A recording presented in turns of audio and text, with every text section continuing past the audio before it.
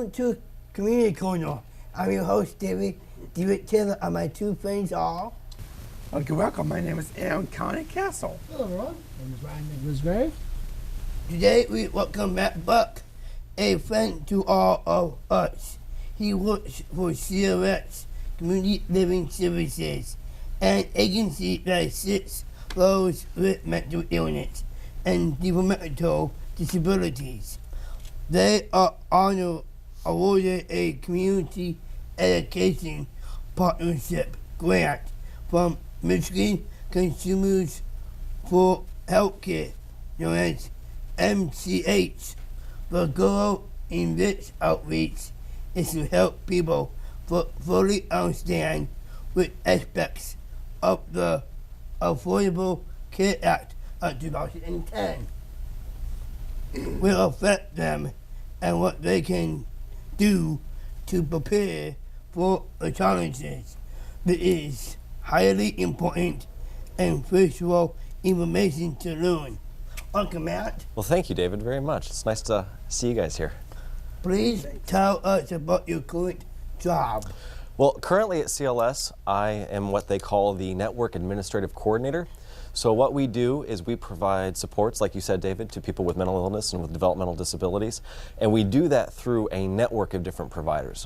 So I bring those people on board. I make sure they have the credentials and that they're qualified to do the job. And then I provide oversight to make sure that they're doing what they say they're doing. So, How did you learn about these changes? well, for the Affordable Care Act, we received some information from Oakland County Community Mental Health Authority. They notified us that MCH had put out this grant request and that they thought that maybe we could respond to it, so we did. About 2 weeks after we responded to it, we got a response from them telling us that we were awarded this grant. And our goal in this project is to go out into the community to reach out to everybody who's willing to listen. We are holding 7 different large community forums, 2 in Southfield, 2 in Pontiac, 1 in Farmington Hills, 1 in Troy, and 1 in Ferndale as well. We might be adding more as we go. And in these community forums, we're going to be talking about the Affordable Care Act that was passed in 2010. It's kind of taking effect in 2014, and it's going to be happening over the next number of years. So everybody, there isn't a single person in this country who isn't going to be affected by the Affordable Care Act. So our goal is to help people understand what's going to happen, what they can expect, and what they can do in advance. Of course, at CLS, we provide supports to people with disabilities, so we're directing most of our efforts to helping people with disabilities understand what how the Affordable Care Act is going to impact them, but really the same information is for everybody to learn. Good. What people need this information? Well, everybody, as far as I'm concerned.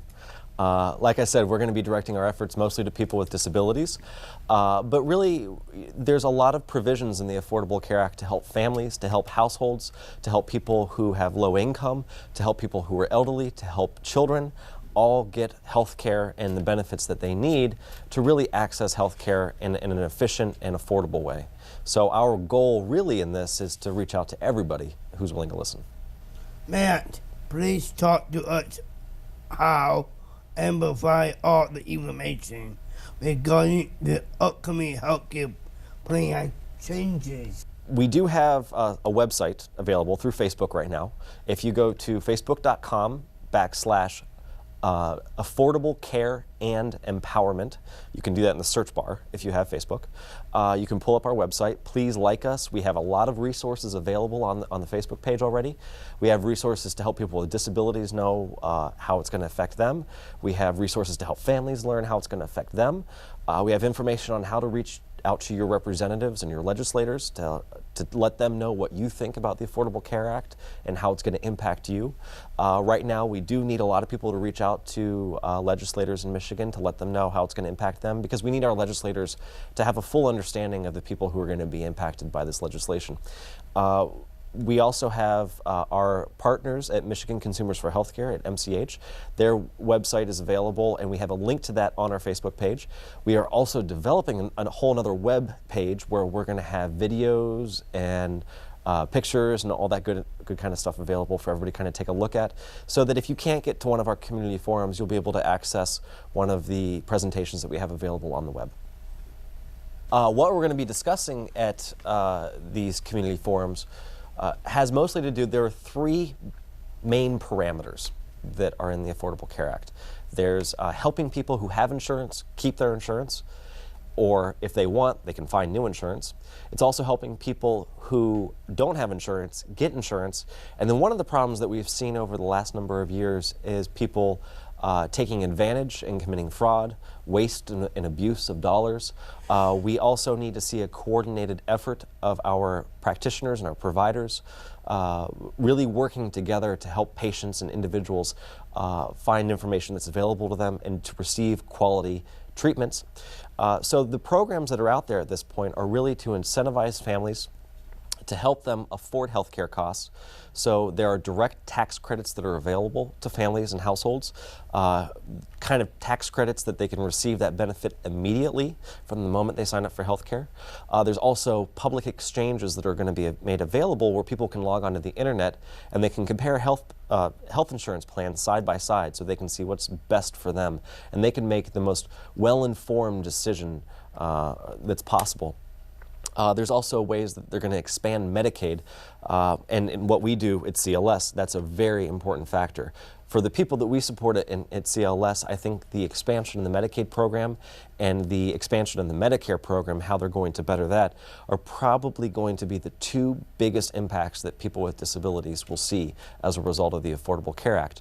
One of the problems that we have experienced at CLS is that although many of the people we support should be eligible for Medicaid, many people aren't, and it's for factors that they cannot control. So one of the things that the Affordable Care Act will do will be to expand those eligibility factors so that more people can access it.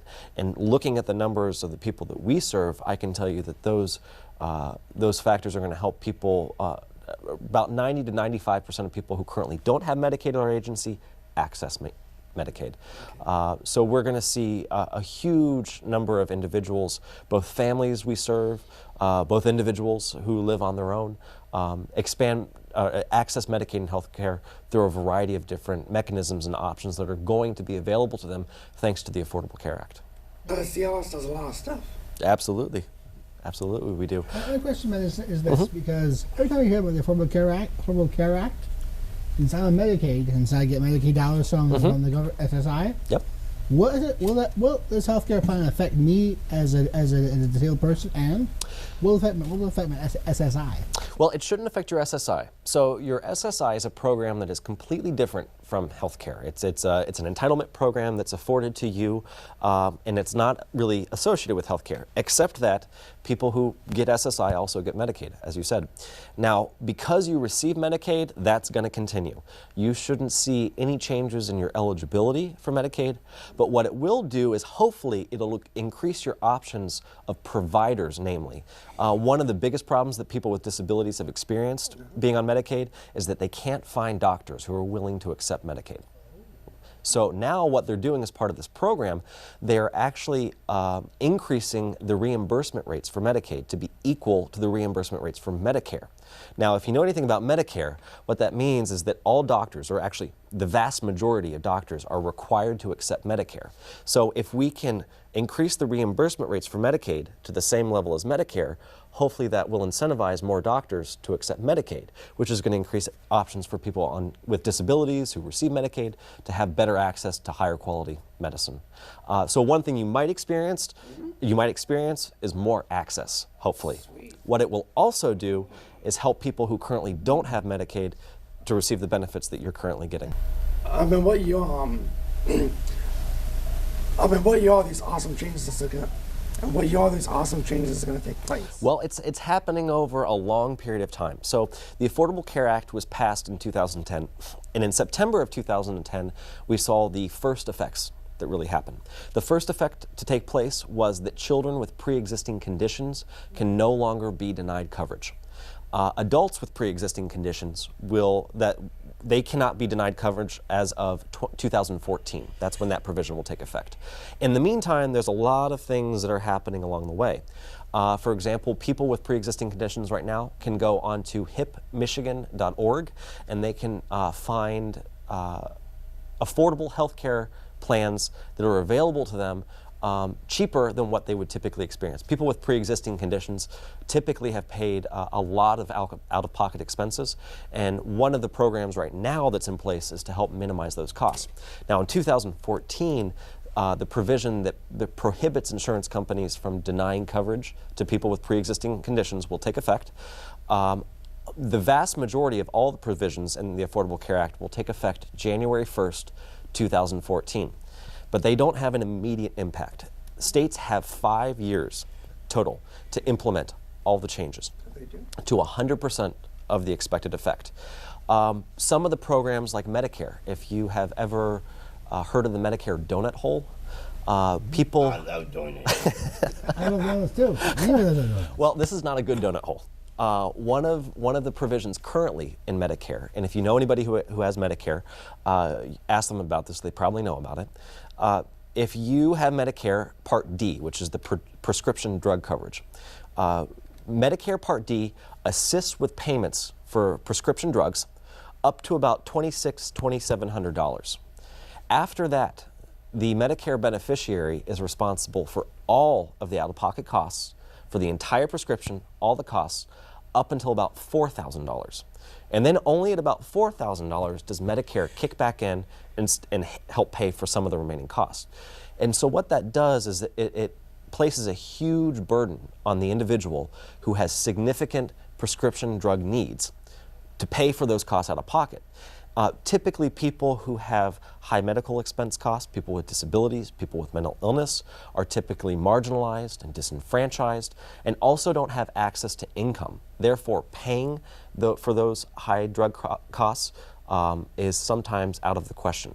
So one of the things the Affordable Care Act will do is it'll close that donut hole over time.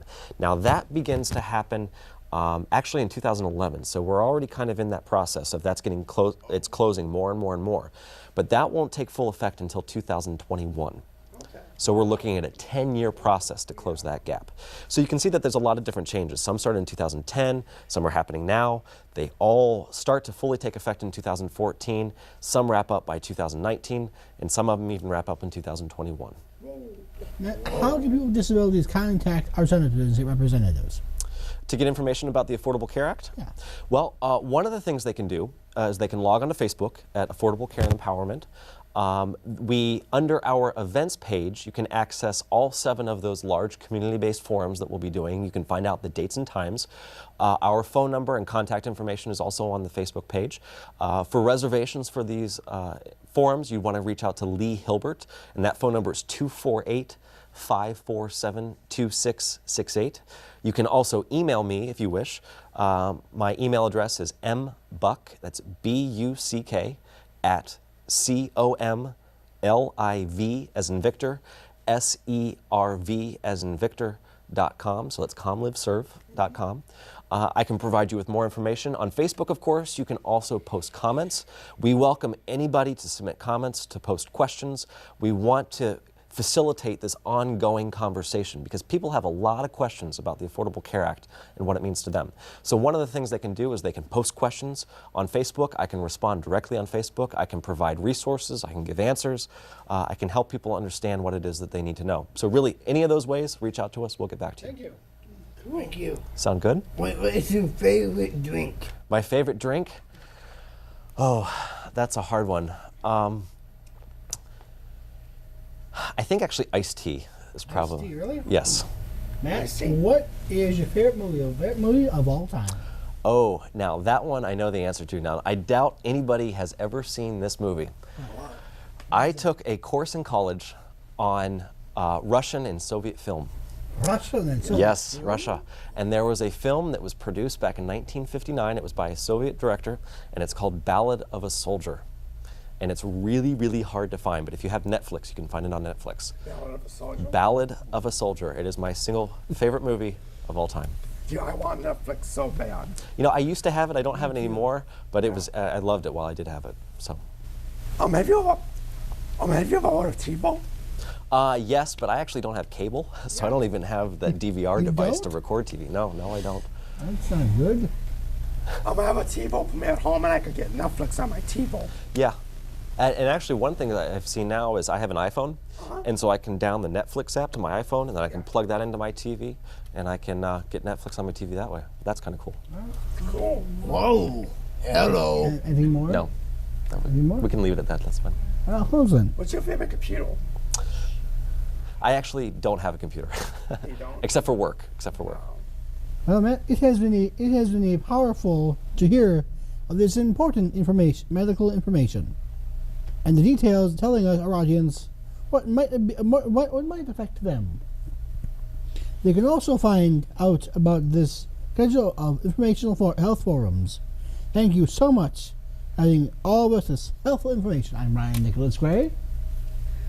I'm Emily County Castle. Thanks for being on Cast on Community Corner. I'm DeWitt Taylor. Thank you for watching Community Corner. See you all in June. Bye bye. My bones. There we go.